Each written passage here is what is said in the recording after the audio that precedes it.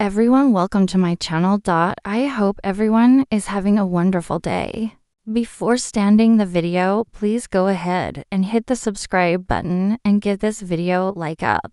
Brooke Logan started her morning with cautious optimism, dressed in a soft pink wrap dress that hinted at her hopefulness. She confirmed a dinner date over the phone with Ridge Forrester. After weeks of emotional ups and downs, near misses, and longing stares across Forrester offices, Brooke had decided it was time to move forward. She smiled to herself as she hung up the phone, whispering, "No more interruptions." But as fans know, peace rarely lasts long in her world. At Forrester Creations, Hope was distracted while reviewing her new line sketches. The door opened to reveal Thomas, and what followed was a terse conversation layered with unspoken memories. Thomas tried to bring up what happened in Paris, but Hope quickly shifted the focus to her mother.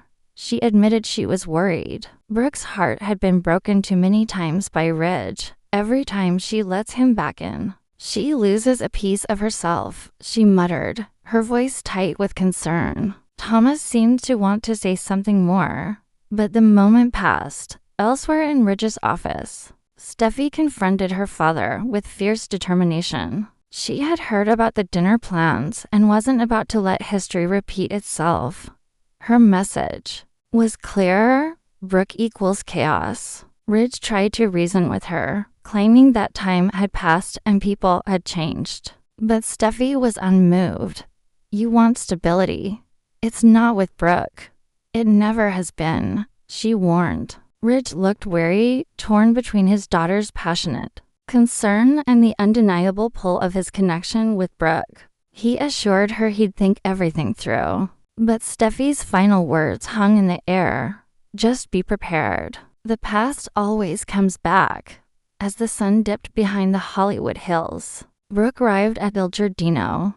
The restaurant was softly lit, romantic, filled with anticipation. She checked her phone. Ridge was running late, but she was undeterred. She believed tonight would mark their fresh start.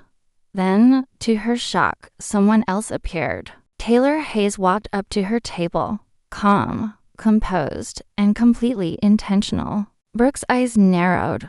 "Taylor," she asked, rising slightly from her seat, "what are you doing here?" Taylor's expression was one of practiced serenity. She said she needed to speak with Brooke woman to woman before Ridge arrived. Brooke, confused but curious, allowed her to sit. What followed was a conversation layered with years of rivalry, resentment, and raw emotion. Taylor explained she wasn't trying to reignite old feuds. She simply believed Ridge deserved clarity before making yet another mistake. "If this is really love," she told Brooke, "you'll let him find his own truth." Brooke didn't appreciate the lecture. "I have fought too long and too hard for Ridge to step aside now," she snapped. Just then, Ridge entered. He stopped cold at the sight of both women seated together. His face revealed everything: surprise, tension, and something else: regret. He walked slowly toward them, his silence heavier than words. Brooke stood. Taylor turned, and both waited for him to speak.